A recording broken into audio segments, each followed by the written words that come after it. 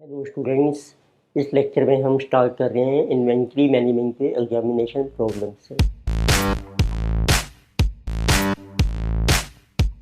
उससे पहले आपको फार्मूला से रिवाइज कर सकते हैं।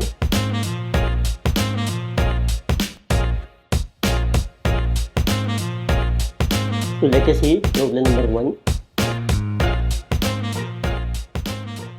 So in this question we are given that A Limited uses inventory turnover as one performance measure to evaluate its production manager. Currently, its inventory turnover based on cost of goods sold is 10 times per annum as compared with industry average of 4. Average sales are 4,50,000, variable cost is 70% of sale and fixed cost is Rs 10,000. Carrying cost of inventory excluding financing costs are 5% per annum. Salesforce complained that low inventory levels are resulting in low sales due to stock outs. So sales manager has made an estimate based on stock out reports as under.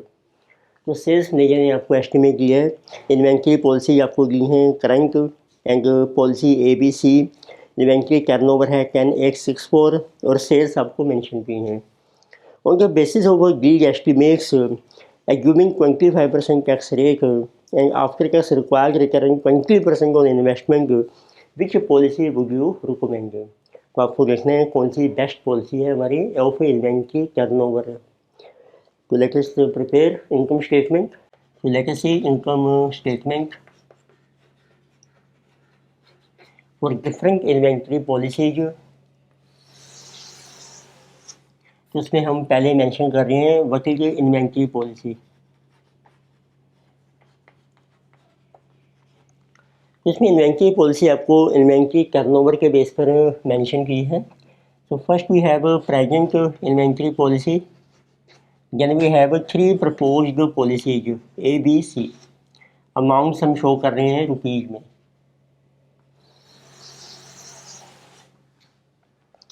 So first we are given inventory turnover ratio which is also called stock turnover ratio. इसका एक formula होता है STR is equal to cost of goods sold upon average stock. तो ये आपको ratio mention की है जैसे जो 10,864।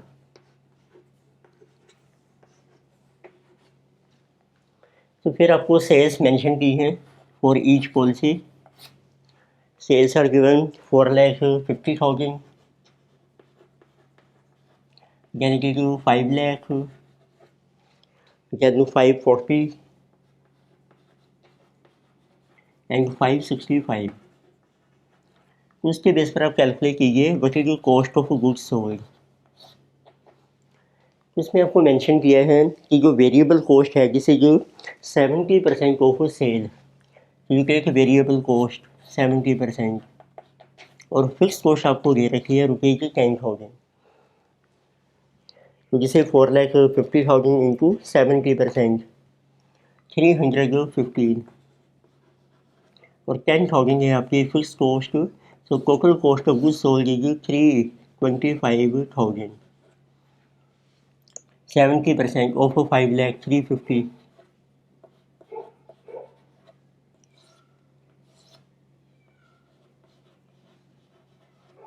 तो पॉलिसी में क्या किया आप, टोटल वेरिएबल कॉस्ट है 350 प्लस 10,000 फिक्स है, टोटल बन जाएगी 360। Policy B 540 into 70% 378 and 10,000 is fixed, so total will be 388. Then 565 into 70% 395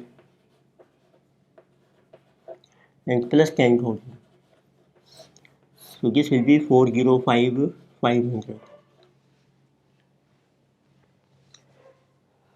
अब आप कैलकुलेट कर सकते हैं वही एवरेज स्टॉक। तो इसका ये फार्मूला बन जाएगा COGS upon stock turnover ratio. तो COGS है उसको आप डिवाइड कीजिए स्टॉक टर्नओवर रेशो, तो जिसे करें 32,500 यानी कि 360 divided by 8 45,000। 388,000 divided by 6. This is 64. 667. 405,500 divided by 4. This is 101,375. Now we can calculate profit. ये डिफरेंट आइटम्स आ गए हैं। सबसे पहले है आपका profit on sale, which is equal to sales minus cost of goods sold. Sales है 450 minus 325, this is coming 125,000। Can 5 lakh minus 360 140। Can 540 minus 388 152। Can 565 minus 405 500, जिसे 159 500। फिर आपको मेंशन किया है देखो हमारी कैरिंग कॉस्ट हैं जैसे 5% ऑन एवरेज स्टॉक, तो लेस करते हैं कैरिंग कॉस्ट, जैसे कि 5% of average stock. Average stock आपने कैलकुलेट कर ही लिया है, तो इसका कर लीजिए 5%, 32,500 इंटू 5%, 1625। तो बैलेंस आ जाएगा आपका प्रॉफिट बिफोर टैक्स, उसके ऊपर टैक्स चला जाएगा आपका एट द रेट ऑफ 25%। तो then we get profit after tax. So our PBT minus 125,000, जिसे 123,375 माइनस कीजिए 25% tax, so balance we are getting 92, so 531 round figure. फिर आपको मेंशन किया है कि आपकी फाइनेंसिंग कॉस्ट है आफ्टर टैक्स रिक्वायर्ड रिटर्न आपको चाहिए 20% ऑन इन्वेस्टमेंट इन इन्वेंट्री, तो वो आप लेस कर दीजिए माइनस रिटर्न ऑन इन्वेस्टमेंट। इसमें इन्वेस्टमेंट क्या है आपकी, इन्वेस्टमेंट है इन एवरेज स्टॉक, जिसे एट द रेट ऑफ 20%, और ये पहले ही आफ्टर टैक्स दिया है आपको। तो एवरेज स्टॉक की 32,500 इनको 20% 6,500। इस तरीके से ये आपका आ जाएगा नेट बेनिफिट।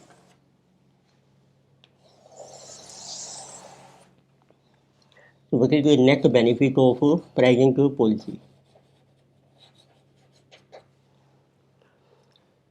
माइनस 92,531, किसी 86,031। उसी तरीके से कैलकुलेट करके हैं पॉलिसी नंबर ए, तो इसमें कैरिंग कॉस्ट है 5% को 45,000, तो this profit is coming 137,750।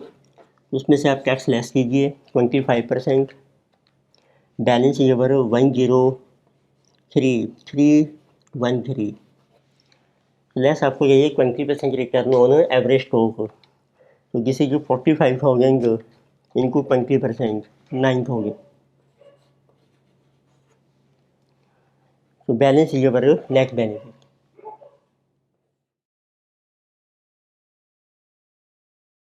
Again, in case of policy B, so our average stock is 6467, so our carrying cost will be 5% of this, which is coming 32,333. Balance is profit before tax, so 152,000 minus 3233, this is coming 148,767। इसमें से minus कीजिए आप 25% tax, जिसे 111,575। Then we require 20% return on average stock, 64,667 into 20%, this is 12, so 933। Balance in net benefit,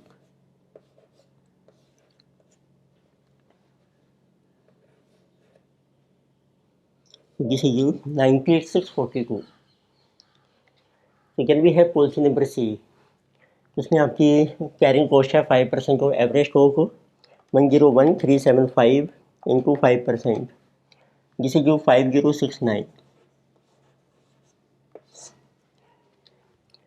So 159,500 minus 5069 PBT is coming 154,431. Minus कीजिए आप 25% tax, balance कीजिए 115,823। ये मैंने राउंड ऑफ कर लिए हैं आपको फुल अमाउंट्स में। देन सब्सट्रैक्ट 20% रिटर्न चाहिए आपको on investment in stock. Investment है 101,375 इनटू 20%, इसे 20,275। So we are getting net benefit 115,823 minus 20,275. This is 95,548। तो अब देखिए जिस पॉलिसी में आपको हाईएस्ट नेट बेनिफिट मिल रहा है, जिसे ये बेस्ट, तो हाईएस्ट बेनिफिट है आपका 9642, तो जिसे ये best inventory policy.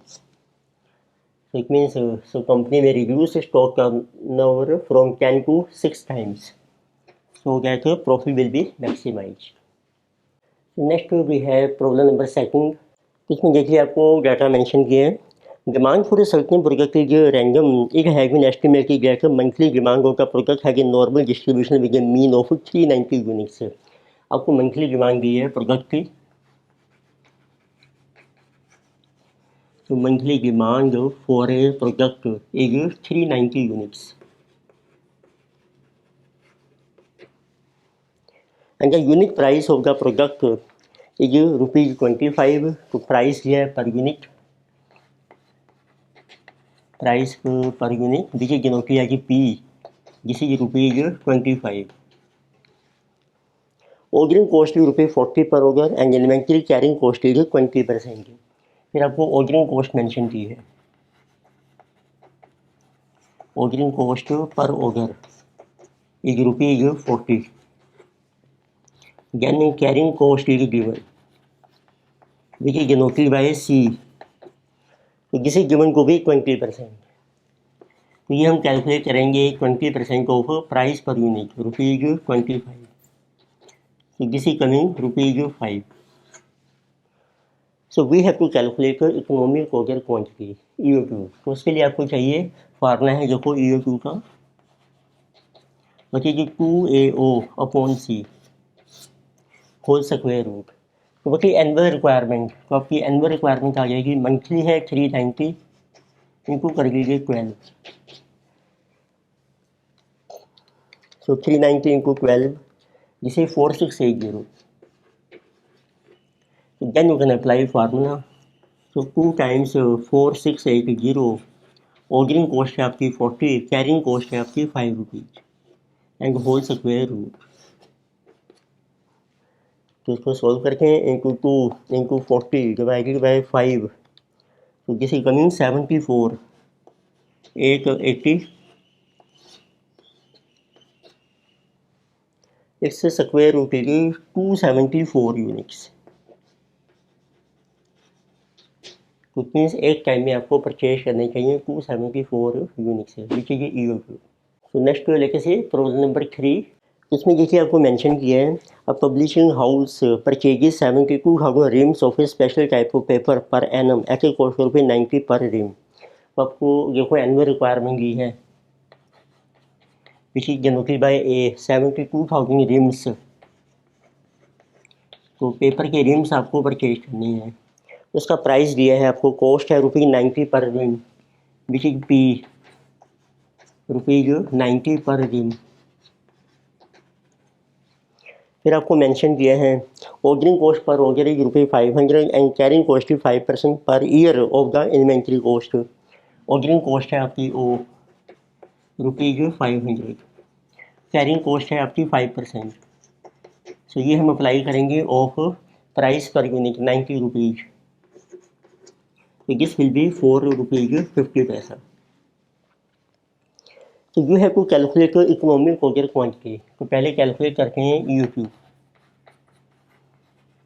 So formula is 2AO upon C whole square root. So 2 times annual requirement 72,000, ordering cost is 500, carrying cost is 4.5, इसका कीजिए आप होल स्क्वायर रूट। तो दिस इज अवर EOQ। तो this is coming to be 4,000 units आपको purchase करने हैं at one time. Second year asking if 1% quantity discount is offered by the supplier for purchasing in loss of 18,000 or more, should the publishing house accept the proposal?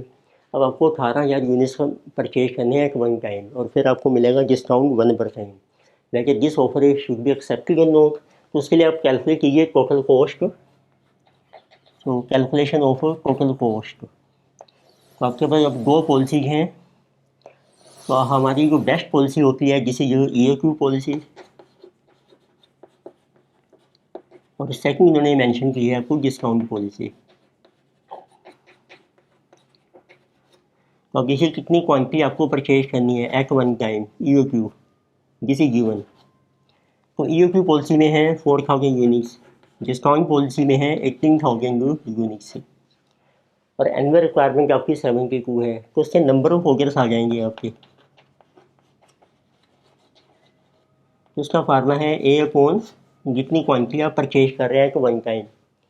तो 72 upon 4 है 18 orders, और second case में बनेंगे आपके 4 orders. अब आप इनकी total cost calculate कीजिए। तो सबसे पहले है आपकी purchase cost.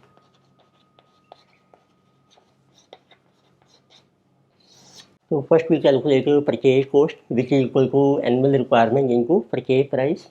So annual requirement is 72,000 units into purchase price is 90. So this cost is coming 64,80,000. Then second element is ordering cost. That is equal to number of orders into ordering cost. So ordering cost है आपकी 500, number of orders हैं 18.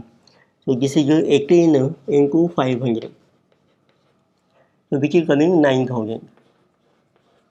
Then we have a carrying cost. So carrying cost is average stock which is quantity जो आप purchase कर रहे हैं at one time EOQ और Q. तो this is quantity divided by 2 into carrying cost. तो अब जैसे carrying cost है आपकी 4.5, तो क्वांटिटी है आपकी 4,000 डिवाइडेड बाई 2 इंटू 4.5, तो this is coming 9,000. So this will be our total cost. So total cost in first case it is coming 64,98,000. अब देखते हैं सेकंड केस में जब आपको डिस्काउंट मिल रहा है उसमें जो परचेज कॉस्ट है उसमें से डिस्काउंट पॉलिसी आपकी 1%। तो 64,80,000 में से 1% डिस्काउंट माइनस कर लीजिए, माइनस 1%, जिसे coming 64,15,200. Then we have ordering cost, number of orders हैं आपके 4 into 500, so ordering cost is 4 into 500 which is 2,000. Then carrying cost is average stock 18,000. So 18,000 divided by 2 into carrying cost. अब देखो carrying cost आपके लिए 90 के ऊपर 5%, अब 90 में आपको 1% डिस्काउंट भी मिल जाएगा। तो 90 में से माइनस कीजिए, माइनस 1%, 89.1, इसके ऊपर कैरिंग कॉस्ट आएगी आपकी 5% into 5%, 4.455. So this is carrying cost into 9,000 units. So total carrying cost is 40,095 rupees. Now we take total plus 2,000 plus 64,15,200. So this total cost is coming 64,57,295. तो वेयर टोटल कॉस्ट की minimum जैसे कि best policy, तो आप देखिए ये लो है आपकी 6457, so this is better policy. It means we should accept discount offer and in this way our cost will be minimized. इस लेक्चर में डिस्कस की हमने कुछ examination problems of inventory management. Thank you.